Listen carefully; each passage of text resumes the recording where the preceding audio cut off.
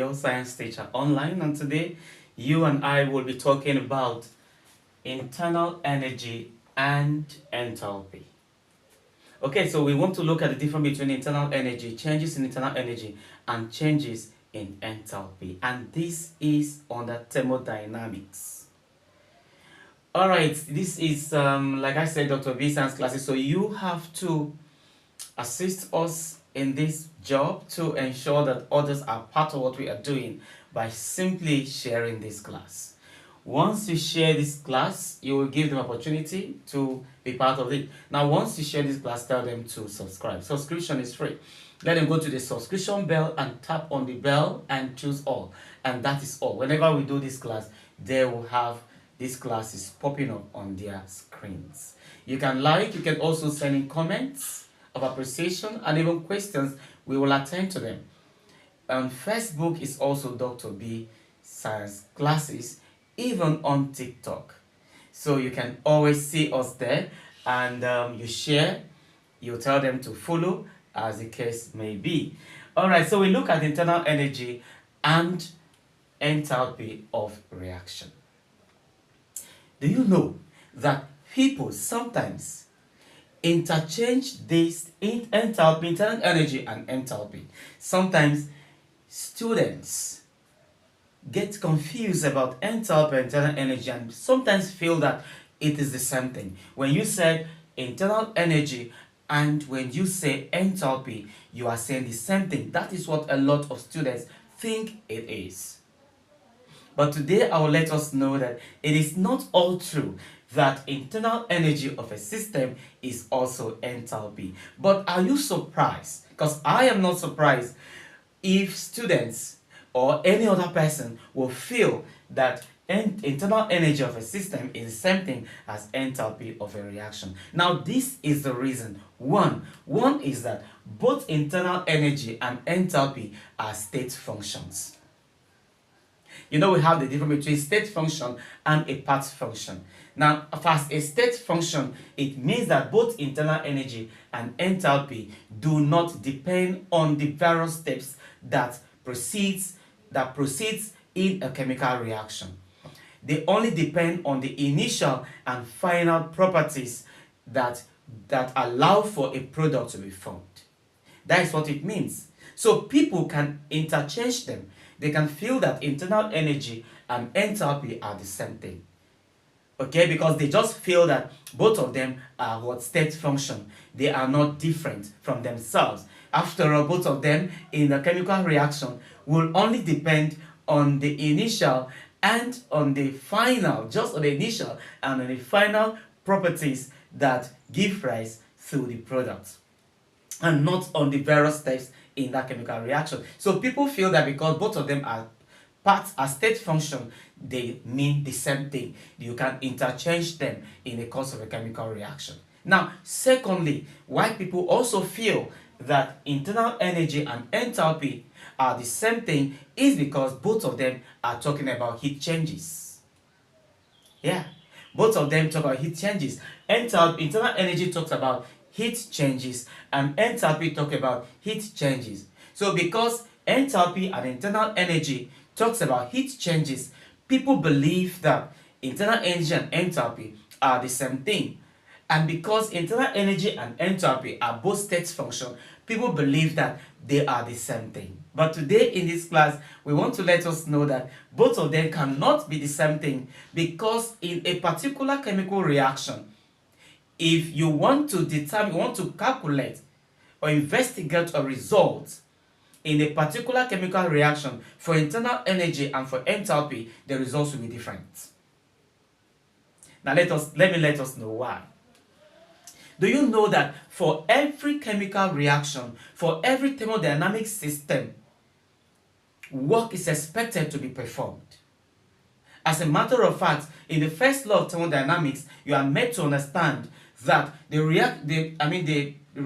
relationship between heat energy gives rise to work. So for work to be performed, there must be an internal energy of that system. Irrespective of the fact that the internal energy of energy of a system and enthalpy, both of them are state function, and both of them talks about heat changes, one of them must give rise to work. And for every thermodynamic system, work is done because of internal energy of the system. And that is just the truth. So you see that whenever work is done in a process where result is obtained at the end of the day, it means that there is a change in heat with respect to volume. And that is internal energy. So the major difference between internal energy and enthalpy is in the thermodynamic properties that are set constant in the course of the system, in the course of the reaction. So one can simply define internal energy of a system as heat changes in a chemical reaction or a thermodynamic process set at constant volume. While enthalpy of a reaction is also heat changes in a thermodynamic system when pressure is set constant.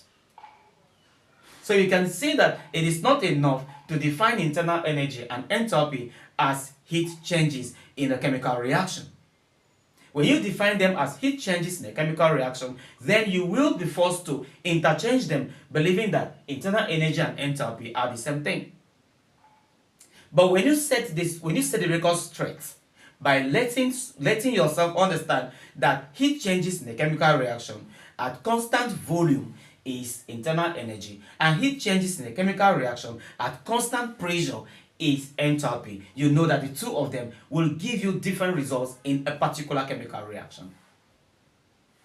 And it is only at the point where heat changes in a certain reaction set at constant volume that you can have work being done. And that is why internal energy is the reason why work is being done in a particular thermodynamic system. Now, let us draw our attention to this particular diagram that we have on the board here. Now, if you take a look at this diagram and this one, they are different. This diagram is mostly an open system, and this is more like a closed system. Remember, we have three types of system. We have an open system, a closed system, and an isolated system. And these systems depend seriously on the interchange or transfer of mass and energy between a system and the environment.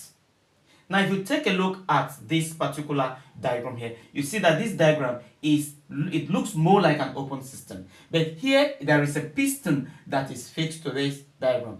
Now, if you take a look at this, you see that there is a chemical reaction taking place between dilute hydrochloric acid and zinc.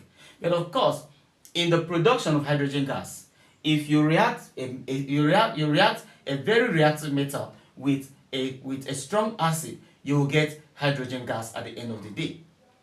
Whether it is sulfuric acid or it is hydrochloric acid or even nitric acid, once a strong acid is allowed to react with a very reactive metal like zinc, you will definitely have hydrogen gas. Now, in a process where hydrogen gas was supposed to be produced, okay, and then you choose to mix zinc and hydrochloric acid, and there is a piston that is fixed to a particular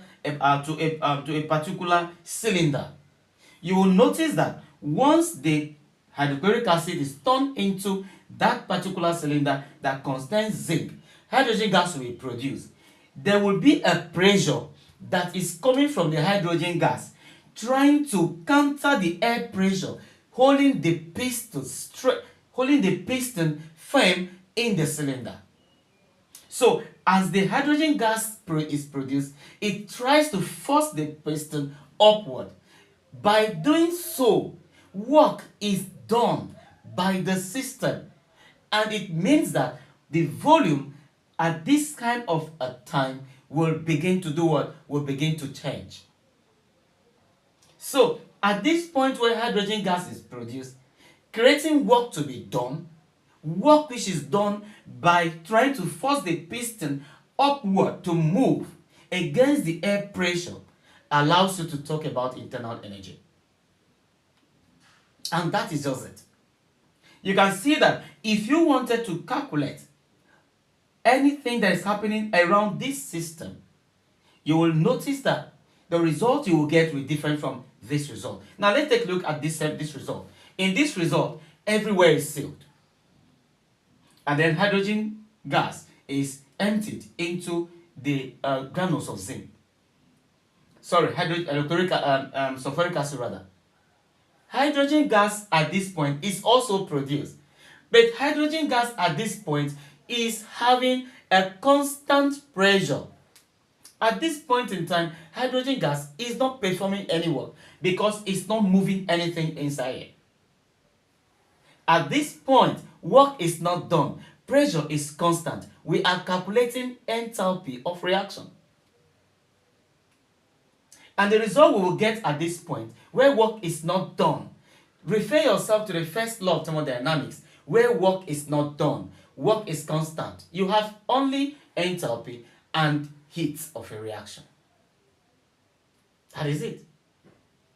So you could see that where a system that has the same reaction taking place with the same reactant will be giving you this different result for enthalpy and different result for internal energy, because volume is set constant in one, and then pressure is set constant in one. One where volume is set constant, work is done. One where pressure is set constant, work is not done.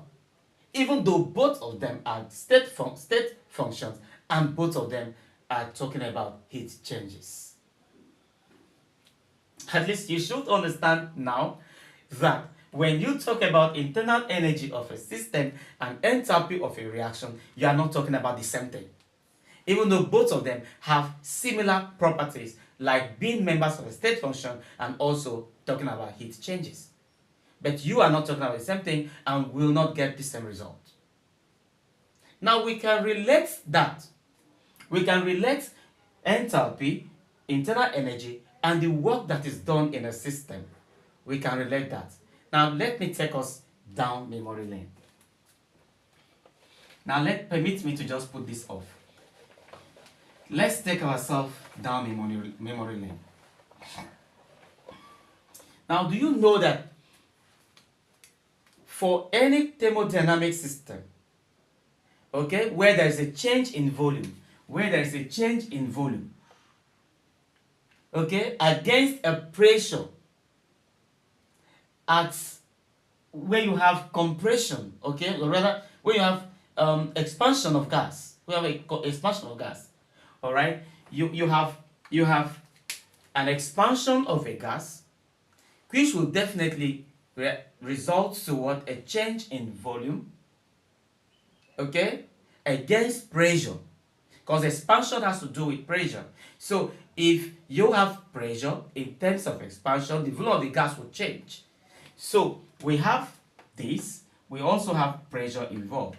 It is only at the point where you have expansion of a gas with respect to change in volume, you can talk about work that is done. In that case, work done will be equals to these two, which is P change in V. In sum, it is negative P change in V. That means for work to be done, there must be a change in what? In volume with respect to expansion of a gas. And if this is true, then you can relate this to the first law of thermodynamics, which actually says delta H is equals to delta U, okay, plus P change in V. Where this, of course, this will have been W. Where, of course, delta H is equals to delta U plus what? P change in delta V, which is this. Substituting this to this equation here. But now, always, when you talk about internal energy and enthalpy, we are talking more of gases. So where gases are involved, then you have to relate what you are talking about to your simple ideal gas equation, where gases are involved. Now, if we were relating this to gases, we will have that for gases, we know that PV is equals to nRT. Of course, that is this. PV is equal to nRT. For gases, introducing N, the number of moles of gases. So you can actually be able to calculate the number of moles of gases for reactants and number of moles of gases for products, which means you have two different calculations to make. So for the number of moles for gases for a reactant, we'll have that P V of reactant is equals to N of reactant root T. And then you also have P V of product is equals to N P, which is product, root T. If you subtract this equation from this one, that is subtract the reactants from the product, you'll get a result. Now if you subtract this equation from this one, know that this P is constant and this root T is constant. So we're going to have something like P in parentheses Vp minus V arrow is equals to root T Np minus N arrow. That is the subtraction because we are subtracting reactant from the product. In that case, this and this is changing N and this is changing V. So it's something like saying P changing V is equals to changing N root T.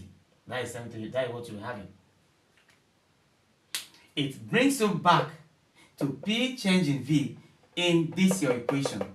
It means that W is changing N root T. So you substitute this equation for this in this one. You have that.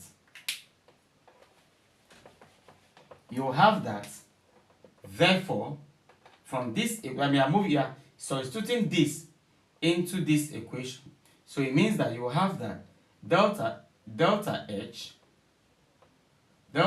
is equals to delta U plus delta N RT for a gas. And this is the relationship between enthalpy and internal energy for a gas system.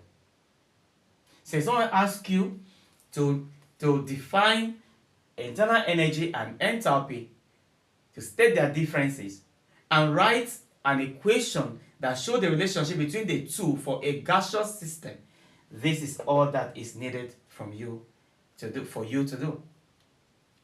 You can see that this is quite short, quite simple, and it's not complicated. So if you follow it step by step, you will easily understand what we've done here. It's been a very wonderful moment having this class with you. Today I'm sure you have been able to understand what internal energy of a system is, what it does, how it make work possible, what enthalpy of a reaction is, how are the two